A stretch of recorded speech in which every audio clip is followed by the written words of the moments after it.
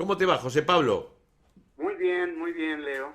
Bueno, Por me favor. preguntaba estas cosas que no sé si escuchabas de la derecha, Sí, sí, que escuchaba. es tan vieja como el río Paraná y vuelve a su cauce, más allá de la fusiladora, más allá de Videla, de Macera y de Agosti, y más allá del imperio del Japón y del imperio chino y de Luis Sí, XIV. O sea, la derecha es tan vieja como el hombre.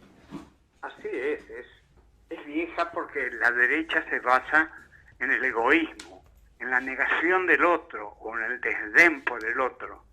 Entonces, como el hombre es realmente un animal competitivo desde los tiempos primitivos, eso está siempre presente.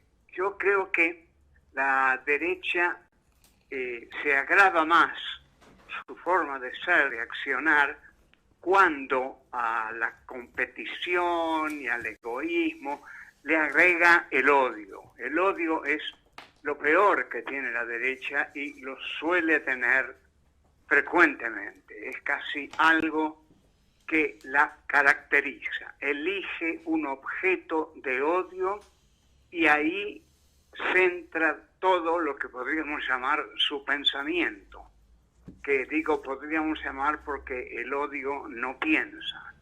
El odio es un sentimiento ciego que consiste justamente en transformar al otro no en adversario, no en amigo, sino en enemigo.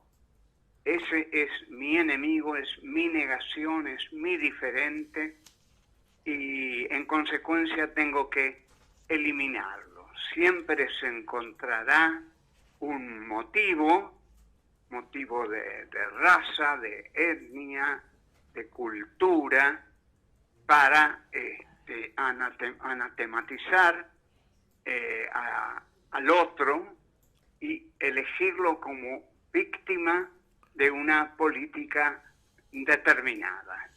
Acá, durante la feroz dictadura que tuvimos, había un general Camps que dijo: nosotros no matamos seres humanos, matamos subversivos.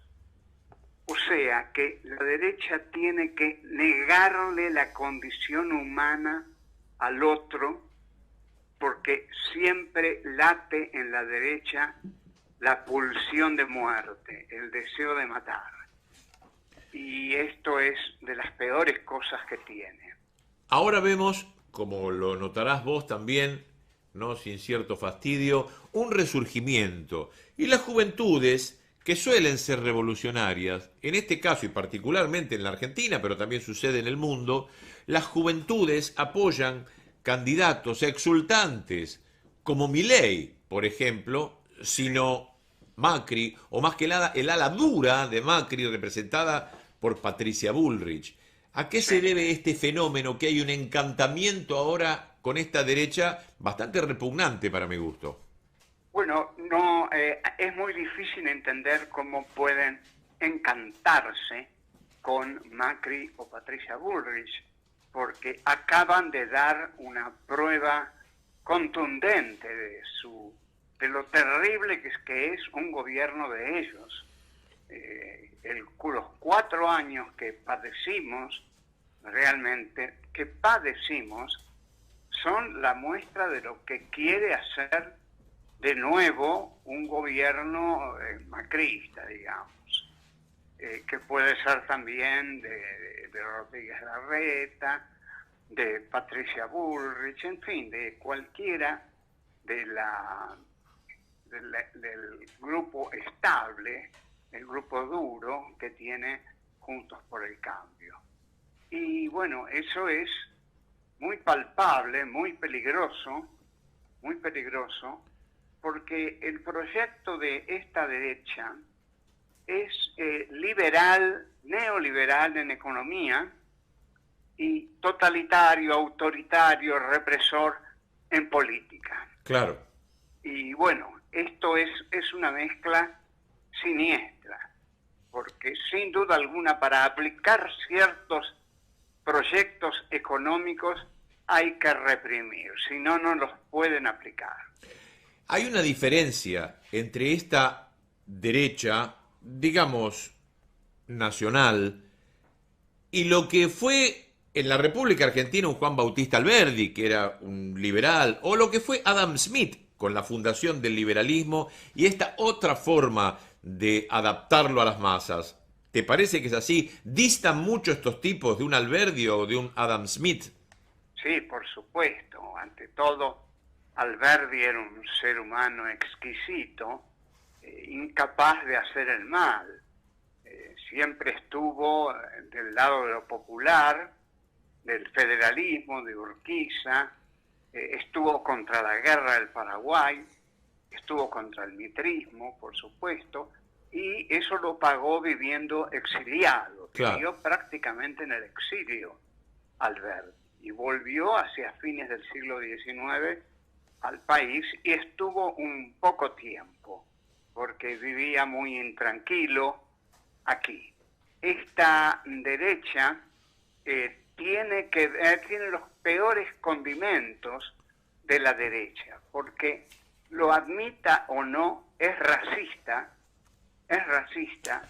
y al ser racista, que ser racista consiste en diferenciar al otro por su raza, su color, su etnia, su lugar de nacimiento, su país, su condición de inmigrante. Todas esas son formas de racismo que hoy la derecha está llevando adelante. Aquí, en Alemania, por supuesto, en España, en Italia, y bueno, ya son bastantes lugares y es peligroso. Y lo que yo me preguntaba, José Pablo, así como me lo rubricaste, el ser humano, en definitiva, recurre a lo que le viene por naturaleza, a su egoísmo y a su brutalidad. Entonces, desde el Japón imperial, la China de la ruta de la seda, los emperadores y todo lo que te puedo hablar de la historia de Europa y Medio Oriente, es de derecha. La izquierda nace a mediados del siglo XIX a rasguñar un poquitito de ese poder que aún es omnímodo. Sí, así es. Yo diría que la izquierda está presente en los jacobinos de la Revolución Francesa, que fue un movimiento apoyado por el pueblo y realmente muy, muy popular, y que, bueno, se proponía medidas muy fuertes, ¿no? Distribución de la tierra, igualdad entre los hombres, constitución, en fin, muchas cosas que los girondinos, por ejemplo, no querían hacer.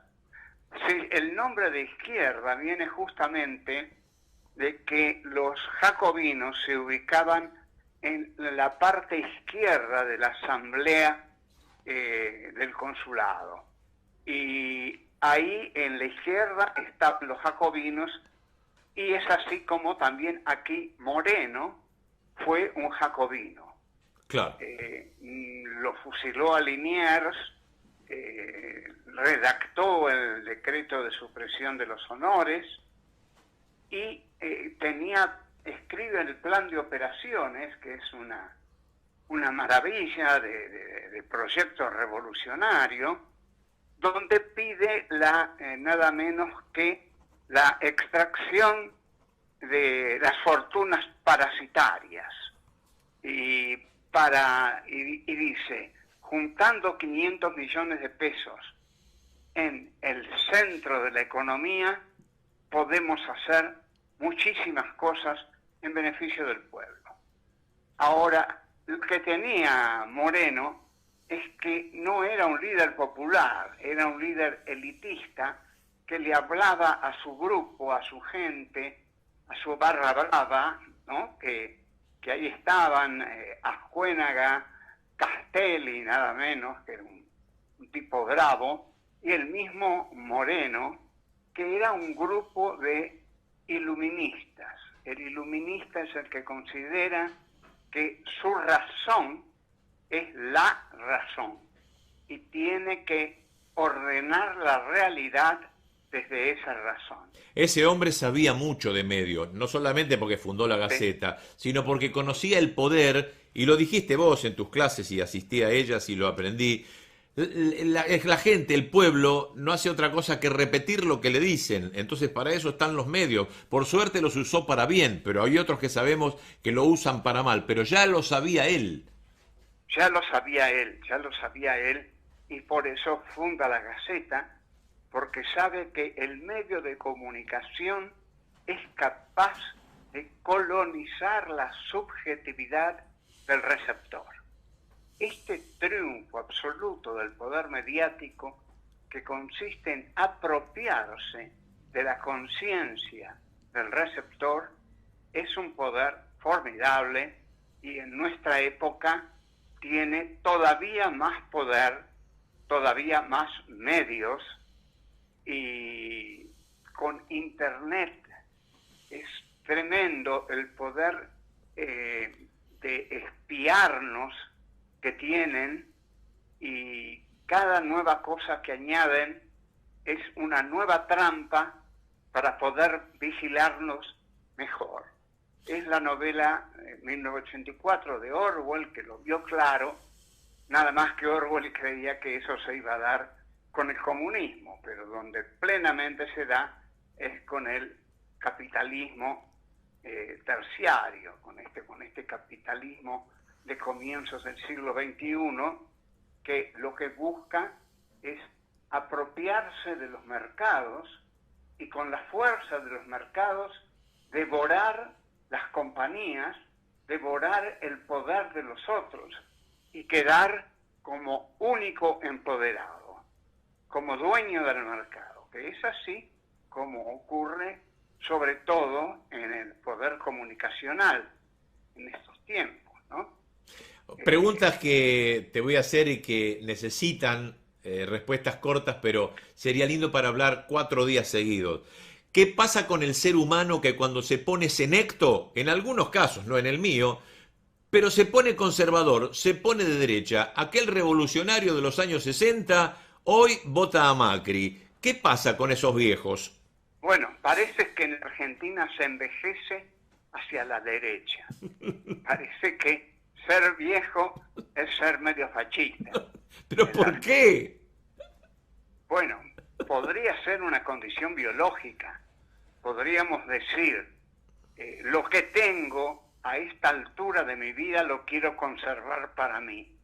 No lo quiero ni remotamente repartir. No reparto nada. Lo que es mío será mío, aunque sea una bicicleta. Lo que tenga va a permanecer siendo mío, porque ya no soy capaz de ganarme de nuevo la vida. Bien. Lo que gané en mi vida ahora no lo voy a ceder, y voy a elaborar una teoría del egoísmo, es decir, que lo mejor que puedo hacer para favorecer a la gente es ser egoísta. Esto es lo que decía Adam Smith, ¿no? Adam Smith, tal cual. Bueno, Adam Smith, ahora sí. me voy a otra parte. ¿Por qué hay gente en Villa Lugano, en La Matanza, en la Zafra Tucumana, en los yerbatales misioneros, que también vota a la derecha? Y no es, si no es seducido por el macrista que tiene al lado, es seducido por Javier Milei o por Espert. ¿Qué puede pasar con el morocho, el pobre que vota a la derecha? Bueno, lo que ocurre es bastante simple. La pobreza no es garantía de lucidez política. Al contrario, la pobreza es tan mala, tan condenable por nosotros, porque es tan mala que embrutece a la gente. La pobreza impide la educación, impide la buena comunicación, impide la búsqueda de canales alternativos al poder mediático central. Entonces es fácil presa del poder comunicacional que nos domina. Y finalmente, sin darse cuenta, sin saberlo, sin averiguar, termina votando contra sí misma. ¿Cuántas veces votaron a Menem, que llevó el país a la marginación, la desocupación, el desempleo? Y bueno, y sin embargo, lo votaron por segunda vez y hasta por tercera vez. Sí, claro que sí. que le ganó a Kirchner en la primera vuelta. Y no se presentó porque Kirchner había sacado muchos votos igual y estaba claro que en la segunda vuelta todos lo iban a votar a él. Entonces Menem se abrió muy cobardemente y apelando a frases de conducción política de Perón, porque conocía bien esos textos. Sí. Menem. No era un engatusador cualquiera. Y bueno, ahí lo votaron hasta 3 veces. 3 veces. Y le ganó la primera votación a Néstor Kirchner. Y como hizo una fiesta apresuradamente, a la que fueron todos los corruptos de su gobierno, la gente la vio esa fiesta por televisión y se horrorizó porque vio figuras que no quería ver más en su vida con posesión de gobierno.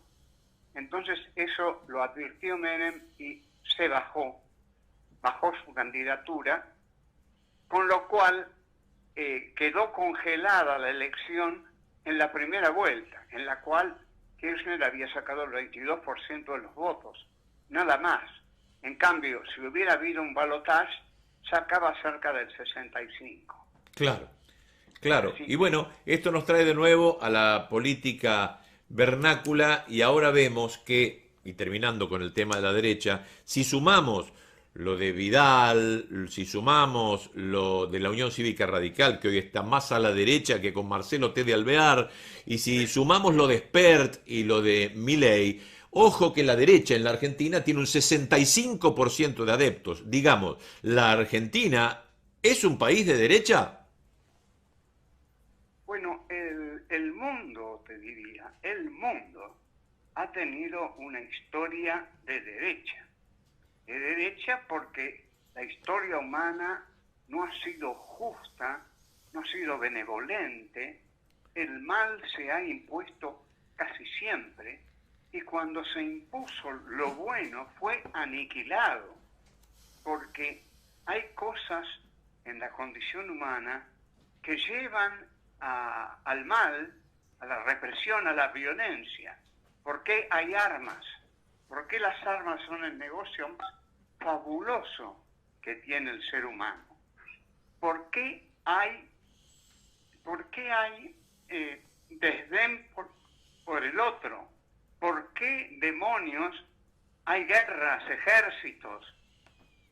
Colmar von der Goltz era un gran teórico de la guerra alemán, que los alemanes se ocupan mucho de esto, y decía, si los países quieren prepararse para la paz, tienen que prepararse para la guerra, porque solo si están bien preparados para la guerra, serán respetados y nadie los atacará. O sea, la guerra es la garantía de la paz.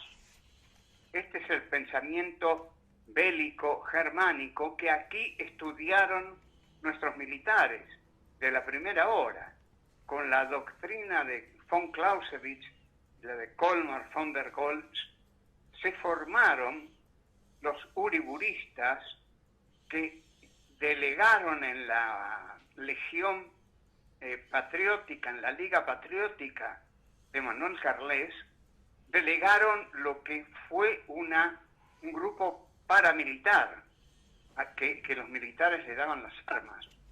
Y fueron también los de Manuel Carles los que hicieron el primer pogrom en la Argentina, que esto lo tienen que recordar mucha gente, muchos judíos, que se inclinan a entregarse a la derecha, a admirar a la derecha, y la clase media. La clase media se siente alta cuando vota a los candidatos de derecha.